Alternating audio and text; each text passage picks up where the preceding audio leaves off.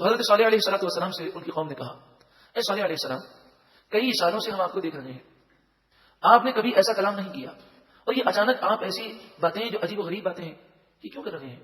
ہم نے کبھی آپ کی زبان سے ایسی باتیں تو نہیں سنی۔ آپ نے انہیں سمجھایا کہ مجھ پر اب وحی کا نزول ہوتا ہے، مجھے حکم ہے کہ میں اس وحی کو تمہارے پاس پہنچاؤں۔ قالوا، وہ بولے، انما انت من المسحرین، آپ پر تو جادو ہو گیا ہے۔ انہوں نے وحی کو جادو سمجھا اور کہا کہ ہمیں یہ خیال گزرتا ہے کہ کسی نے آپ پر جادو کر دیا ہے، آپ ایسی ایسی باتیں ہمیں کر رہے ہیں۔ ما انت الا بشر مثلنا، آپ تو ہمارے جیسے بشر ہیں۔ نبی کے مقام و مرتبے کو انہوں نے نہ سمجھا۔ فاتی بآیۃ ان کنت من الصادقین، اگر آپ سچے ہیں تو کوئی نشانی لے کر آئیں۔ آپ نے فرمایا تمہیں کون سی نشانی دیکھنی ہے؟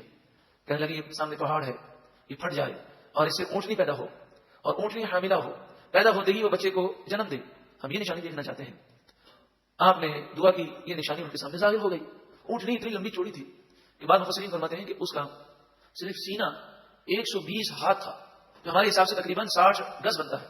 قال هذه ناقۃ لها شرب، هذه ناقہ یہ اونٹنی ہے، لها شرب ولکم شرب یوم معلوم، لها شرب اس اونٹنی کے لیے پینے کا ایک دن مقرر ہے، پانی پینے کا، ولکم شرب یوم معلوم اور ایک مقررہ دن میں پینے کی باری تمہارے لیے ہے۔ وہ پہاڑی علاقہ تھا، چاروں طرف سے پانی کے چشمے گرتے تھے، انہوں نے ان پانی کے چشموں سے نہریں بنائی تھی اور یہ سارا پانی ایک تالاب میں جمع ہوتا، ساری رات اور سارا دن یہ پانی جمع ہوتا اور پھر صبح کے وقت اس پانی کو یہ استعمال کرتے۔ تو فرمایا یہ پورے تالاب میں پانی جمع ہوتا ہے، ایک دن تم استعمال کرو گے اور ایک دن یہ اونٹنی پیے گی، جس دن اونٹنی پیے گی سارا تالاب کا پانی پی جائے گی، تمہیں اس دن تالاب کا پانی نہیں پینا، اور جس دن اونٹنی کی باری ہوگی پانی پینے کی اس دن وہ اتنا دودھ دے گی کہ جو دودھ پورے قبیلے کے لیے، پوری قوم کے لیے کافی ہوگا۔ جب یہ اونٹنی پانی پیتی تو درندے اور پرندے بھی اس تالاب سے پانی نہ پیتے۔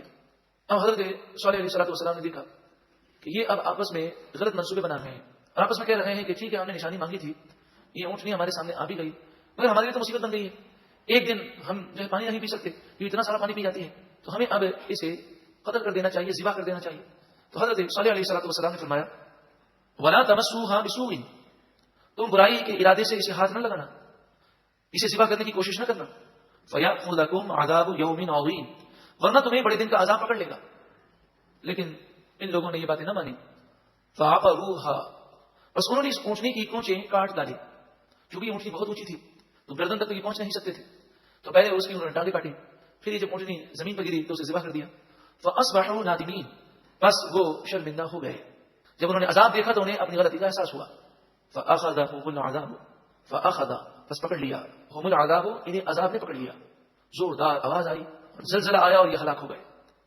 إِنَّ فِي ذَلِكَ لَآيَةً، بے شک اس میں ضرور عبرت کی نشانی ہے، وَمَا كَانَ أَكْثَرُهُم مُؤْمِنِينَ، لیکن ان میں سے اکثر لوگ ایمان لانے والے نہیں، وَإِنَّ رَبَّكَ لَهُوَ الْعَزِيزُ الرَّحِيمُ، اور بے شک آپ کا رب ضرور غالب مہربان ہے۔